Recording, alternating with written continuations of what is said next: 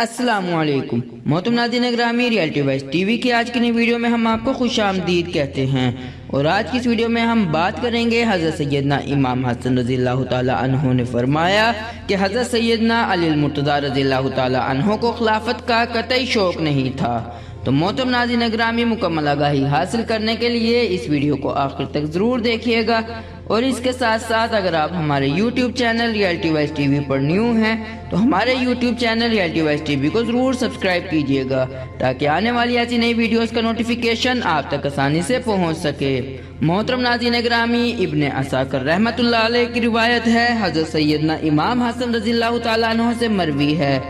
فرماتے ہیں کہ حضرت سیدنا علی المرتضیٰ رضی اللہ تعالیٰ عنہ کو خلافت کا قطعی شوق نہیں تھا۔ ایک مرتبہ آپ رضی اللہ تعالیٰ عنہ دوران خلافت بصرہ میں تشریف لائے تو ابن القوا اور حضرت قیس بن عبادہ رضی اللہ تعالیٰ عنہ نے آپ رضی اللہ تعالیٰ عنہ سے دریافت کیا۔ لوگ کہتے ہیں کہ حضور نبی کریم صلی اللہ علیہ وآلہ وسلم نے حضرت سیدنا علی المرتضیٰ رضی اللہ تعالیٰ عنہ سے وعدہ فرمایا تھا کہ میرے بعد تم خلیفہ ہوگے، اس قول میں کہاں تک سچائی ہے؟ حضرت سیدنا علی المرتضیٰ رضی اللہ تعالیٰ عنہ نے فرمایا یہ بات قطعی غلط ہے، حضور نبی کریم صلی اللہ علیہ وآلہ وسلم نے مجھ سے اس قسم کا کوئی وعدہ نہیں کیا تھا۔ اگر حضور نبی کریم صلی اللہ علیہ وآلہ وسلم مجھ سے اس قسم کا کوئی وعدہ کرتے تو میں حضرت سیدنا ابو بکر صدیق، حضرت سیدنا عمر فاروق اور حضرت سیدنا عثمان غنی رضی اللہ تعالی عنہ کو ممبر رسول پر نہ چڑھنے دیتا، خواہ اس معاملے میں کوئی میرا ساتھ دیتا یا نہ دیتا۔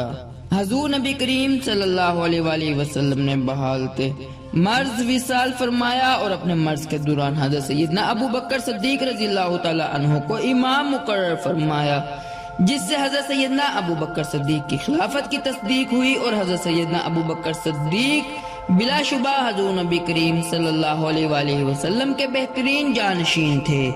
حضرت سیدنا ابو بکر صدیق نے اپنے وصال کے وقت حضرت سیدنا عمر فاروق رضی اللہ تعالیٰ عنہ کو خلیفہ نامزد کیا، اور حضرت سیدنا عمر فاروق رضی اللہ تعالیٰ عنہ حضرت سیدنا ابو بکر صدیق رضی اللہ تعالیٰ عنہ کے صحیح جانشین اور سنت نبوی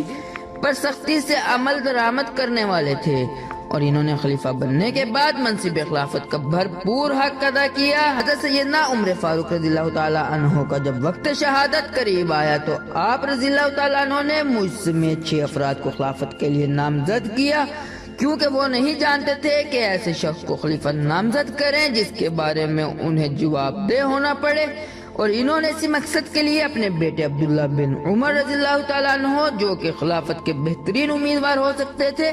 انہیں منصب خلافت سے باہر کر دیا۔ پھر ہم 6 ارکان کی مجلس منعقد ہوئی، جس میں حضرت عبد الرحمن بن عوف نے حضرت سیدنا عثمان غنی کے دست حق پر بیعت کر لی، اور پھر میں نے بھی حضرت سیدنا عثمان غنی رضی اللہ تعالی عنہ کے دست حق پر بیعت کی، اور میرے جو حقوق تھے وہ میں نے ادا کرنے کے لیے بھرپور کوشش کی، ان کی قیادت میں جنگیں لڑی،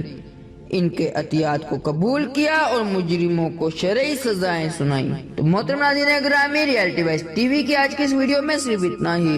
امید کرتے ہیں آج کی ویڈیو آپ کو ضرور پسند آئی ہوگی۔ اپنی قیمتی رائے کا اظہار ہمارے ساتھ کومنٹ باکس میں ضرور کیجیے گا۔ اللہ حافظ۔